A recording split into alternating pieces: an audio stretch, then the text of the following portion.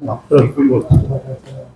छत्रपती संभाजीनगरचे म्हणजे MIMचे माजी खासदार जे आहेत इम्तियाज जलील त्यांनी अशी टीका केली आहे. ते म्हणतात की मी जर त्या गटरच्या जागी असतो तर आमदार संजय गायकवाड यांची लुंगी सोडून त्यांच्या कांचऱ्यात लगावली असते. सगळ्यात पहिले सगळे लोक लुंगी लुंगी म्हणतात. मी लुंगी कधी घालत नाही. मी लुंगी घालायला काय काय काय साऊथचा आहे का कुठला दुसरा हिंदी भाषिक आहे.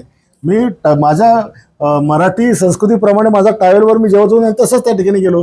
राहिला इम्तियाज जलील म्हणतो की जर मी त्याच्या जागी असतो तर मी काय इम्तियाज जलील भाई वो होटल का कंत्राट तुम ले और फिर ये खाना खिला के दिखाओ.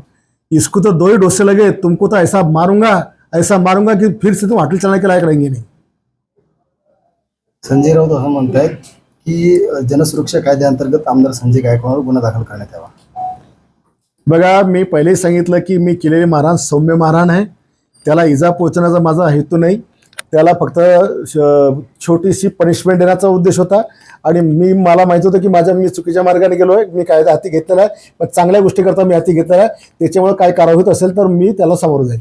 तुम्हाला पश्चाताप अजिबात नाही. ओके.